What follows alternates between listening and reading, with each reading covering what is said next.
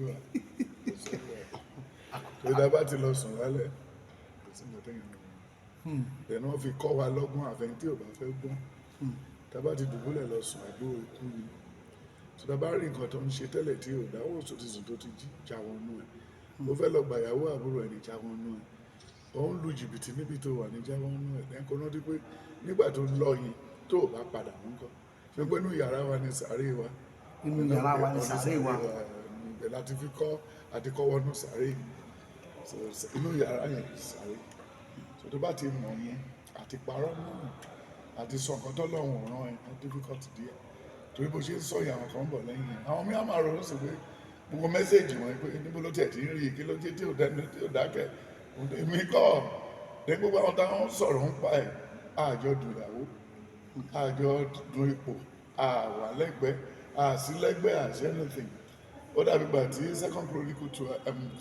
18 from verse 10 oníta ni ìlú ọ̀ràn lọ I will put lying tongue because the king is arrogant and too pompous then ogun tó fẹ́ lọ dá ilẹ̀ yẹn ọlọ́run lọ́wọ́ sí nǹkan fúnra ẹ̀ lọ́dọ̀ ogun yẹn lẹ̀ ṣùgbọ́n tó wáyé ara wa bẹ̀rẹ̀ sí fún oníkan mú mẹ̀káyà kan lọ tì mọ́nú ilé pé tó ń bá padà wá òun máa fìyà jẹ bọ́n mẹ̀káyà wòlé ọlọ́run wa sọ wípé tó bá padà tó fojú rí mi ó mi bọ́ ọlọ́run ò rán mi ṣùgbọ́n tó máa fi kúrò ń bẹ̀ ó change aṣọ ẹ̀ ó change sáré tó change everything ó ṣe pàpà pa ọ̀rọ̀ ọlọ́run pàpà ṣe nobody is big and nobody is too small we are all equal before him so automatically tó bá ní kọ́lọ́run dúró tìyàn ọlọ́run lè dúró tìyàn o ọ̀rọ̀ ọlọ́run ló lè dúró tìyàn nǹkan táwọn nàìjíríà sọ tí wọ́n sọ̀rọ̀ bí ìwèrè àwọn kìrìsìtẹ́nì nàìjíríà àìmọye nǹkan tó ń sọ tí ó right ọ̀dà kẹ́yìn ló ń fẹ́ lọ sin ọlọ́run ó lè sin ọlọ́run náà nígbà tó sùn lánàá ta ló wà pẹ̀lú ẹ̀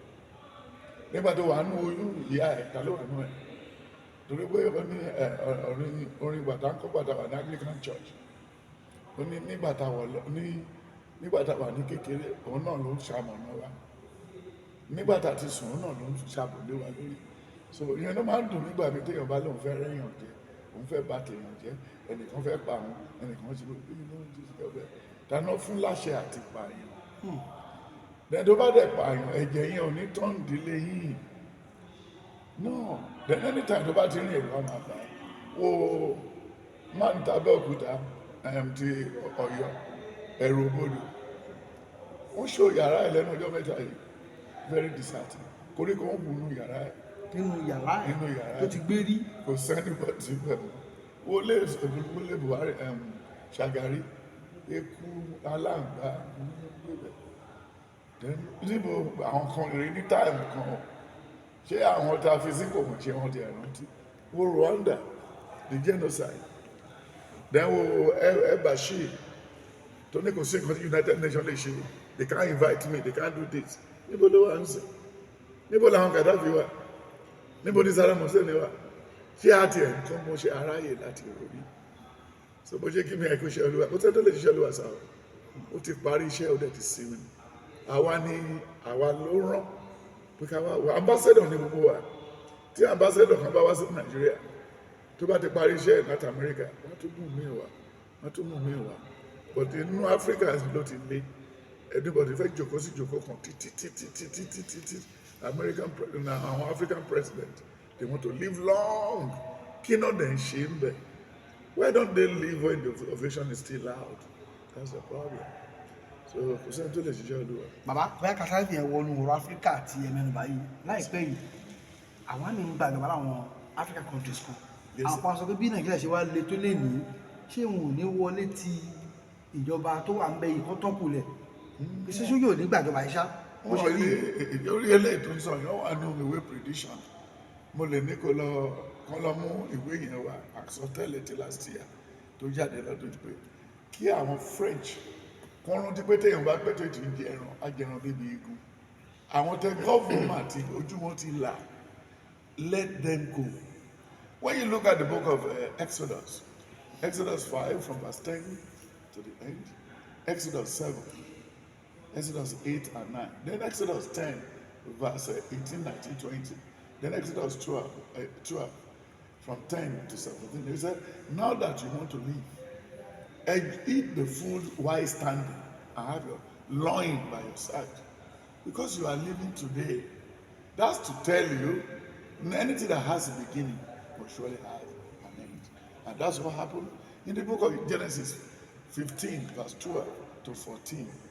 He said, when they received the suspended sentence in those days, they said they are going into a foreign land for 430 years. But the man who is counting it told them that night, you are leaving tonight. To all the African countries where they toppled the government, it was the normal thing to do. You know what I'm saying? It's the normal thing. Because when you planted a seed, there will be a time for you to harvest. All the bad thing, the French people, the British people, the Germans and everybody are doing to the African race, the black race. One day, reckoning will come. And that was the reckoning that came. I told them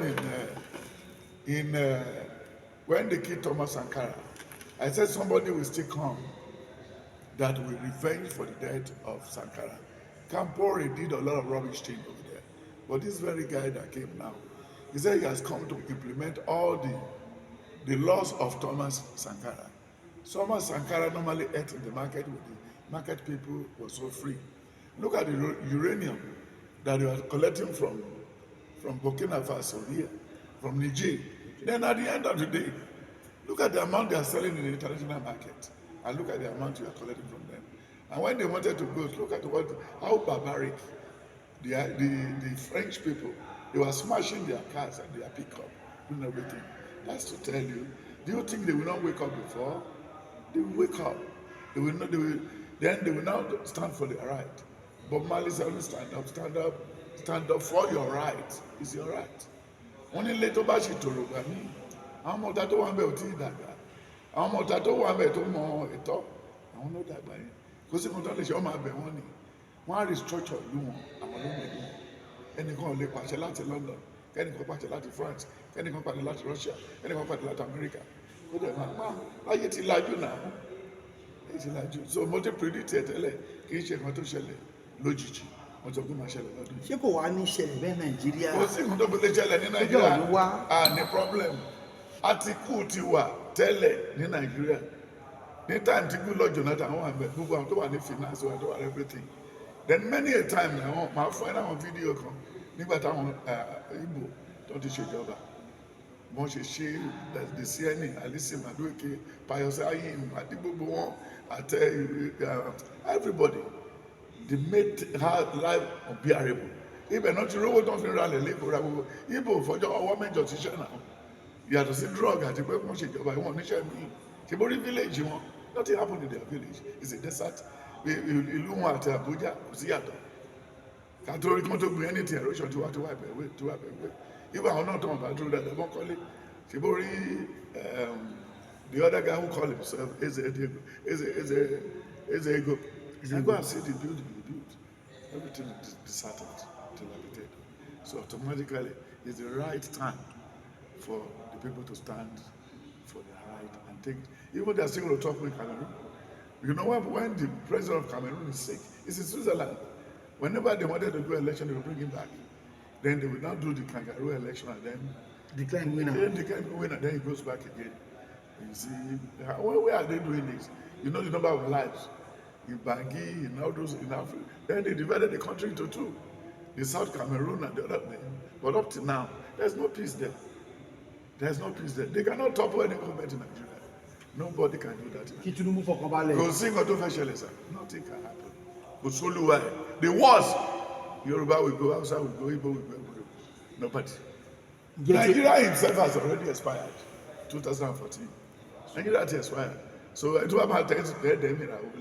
Láti tẹ̀ díẹ̀ Yorùbá ti ṣe gbogbo wọn tó ń fẹ́ ṣe rẹ́dì owó wọn ti wà everything ti wà gbogbo wọn ti wà then Igbo náà wọ́n ti try ìpàdé ẹ̀tọ́ lè ṣe ariwo kún pọ̀ jù ariwo lẹ́nu fẹ́ndọ̀ làwọn ọ̀gá ti Yorùbá ti Igbo ariwo ti pọ̀ jù wọ́n ti fẹ́ pàdájà àwọn Igbo tán lórí ọ̀rọ̀ àlọ́ owó tó ń ṣe lásàbà ní time of Juke and everything so gbogbo nǹkan wọ̀nyẹn àsìkò ni so tó ń bá dán wò ní ìsìnkú àdán tán kò sẹ́ni bọ̀ tó tẹ̀ fẹ́ parẹ́ fún jíwá á ti pọ̀ jù tábà yabo Ghana ti tán tábà yabo Kútọ́nù ti tán even United Nations hotel gbà kí Nàìjíríà dàrú kò tẹ́ sí nǹkan tó lè fà kó dàrú the worst election tí wọ́n ti lọ tẹ́lẹ̀ àwọn àríṣàjì akíndélé to third of human being ẹ ṣáà leave gbogbo táyà náà á leave gbàtàn pa Bọ́lá Ìgè ló yẹ kí wàhálà ti wà bọ́jú ọlọ́run kan láàánú Nàìjíríà is a peaceful nation ọ̀mọ̀wé pọ̀ àwọn tó kàwé pọ̀ ní ìlú yìí and then àti níláárí àwọn tó jáde yẹn tí wọ́n ọ̀làjú bá wa so àlejò sí.